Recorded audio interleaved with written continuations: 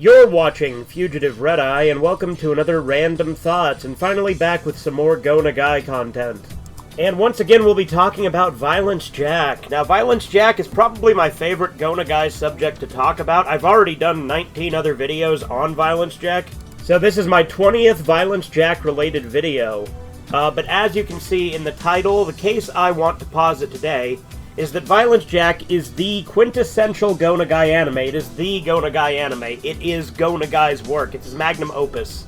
Now, though I like particular story beats in the original Devilman better, and still put the original Devilman probably higher overall as a story, Violence Jack, I think, encapsulates everything that makes Go Nagai's manga his style. Like, it is peak Go Nagai. It is exactly what his work is. Like, if you want a good idea of what Go Nagai is all about, Violence Jack is the one to read.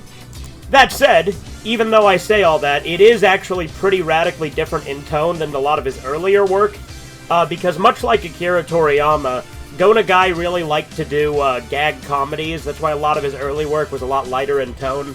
For instance, if you read something like Omori-kun, it's fucking retarded, and, like, not very, like, sensible at all. Like, it's just all over the place with being stupid and gross.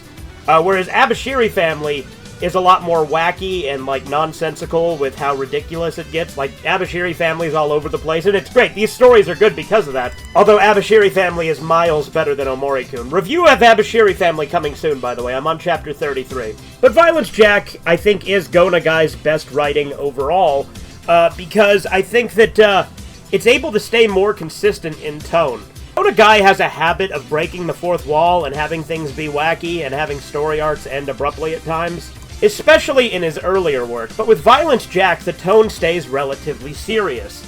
Now that said, you still get moments where you'll have Go-chan, which is Go Nagai's chibi self, show up and break the fourth wall, but it's a lot less prominent in Violence Jack than, say, Abashiri Family. He does it a lot in Abashiri Family, actually. He also does it a couple of times in the original Cutie Honey. I don't know if he does in Devilman. I don't recall him doing it, but I could just be forgetting something. But throughout the entire run of Violence Jack, there's only one I can remember where he shows up and basically says, "What the fuck kind of story is this?" So one of the reasons Violence Jack is one that I would put so highly is because the writing is actually really consistent, and the tone is actually pretty dark, and it stays pretty serious. That's not to say that it's not fucking crazy, because it absolutely is in the later half. It just goes bananas with how much crazy shit happens. But that's another reason that it is, like, you know, the essential Go Nagai story, because you get to see all the crazy shit he puts into it. He brings in characters from basically every one of his prominent works. You get to see characters from Mazinger, you get to see characters from Abashiri Family, Cutie Honey, Doraemon Enma-kun, and, of course, Devilman. Because it is a sequel to Devilman, which we've already been over and beaten to the ground a bunch of times. It is actually my favorite of the Devilman sequels, because, spoiler, it's the only one where Akira has a rematch with Ryo. And, he actually beats Ryo in Violence Jack, which none of the other things that I've read have had that happen yet. Again, I haven't finished Devilman Saga, but, spoiler for Devilman Lady, he does team up with Ryo to fight God at one point. And that's how Devilman Lady ends, and it's fucking stupid. Violence Jack actually, again, spoiler, has them rematch, and Jack finally kills Ryo. Because Jack, again, spoiler, is Akira. Another reason that Violence Jack is so important to me personally is not only is it, you know, showcasing all of Go Nagai's characters, all of his different stuff kind of combining, showcasing all the best bits of his writing style, but it has a very personal connection to me because it was my introduction to Go Nagai. It also is a super early example of post-apocalyptic fiction. It predates Mad Max, it predates Fist of the North Star, it predates A Boy and His Dog. It's, you know, it's been there for a while. You gotta remember, this story started in 1973, just a year after the original Devilman. So Violence Jack laid the groundwork for a lot of stuff that would come later, such as Fist of the North Star and Berserk.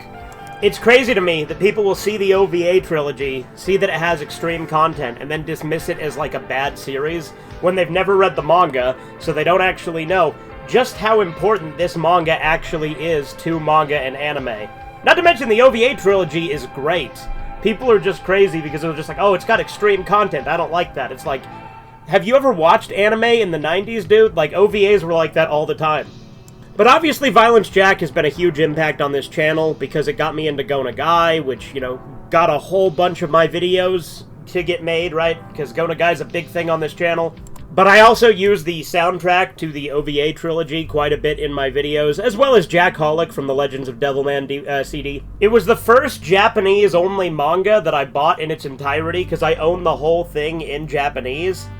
Because, again, there's still chunks of the middle that haven't been translated. And obviously that's fan translations. It's never had an official US release. But the fan translations do have the beginning and the ending and a large chunk of the middle, but there's still entire volumes that are missing from the middle. Something that sets Violence Jack apart from a lot of other manga as well is each chapter is like 200 pages long. It's a long story. It's also fairly episodic, considering most of the arcs can be read in almost any order, and each arc is relatively self-contained. But they all still do have elements that carry over, obviously. You know, you get characters that become pretty important, like Mondo and Tatsuma, who show up in quite a few chapters after the El Dorado arc where they're introduced. Not to mention Ryu Takuma and his gang of children. They're also pretty prominent in the story. But Violence Jack is probably the most important manga to me personally, and I think it exemplifies the best of Go Nagai's writing and why he's worth reading more than any other story. It's also the best Devilman sequel in my opinion. That's why Violence Jack is the essential Go Nagai manga. I hope you've enjoyed this video. Have a good one. Toodles. You take forever to say nothing. I'm gonna fucking die here, Jack!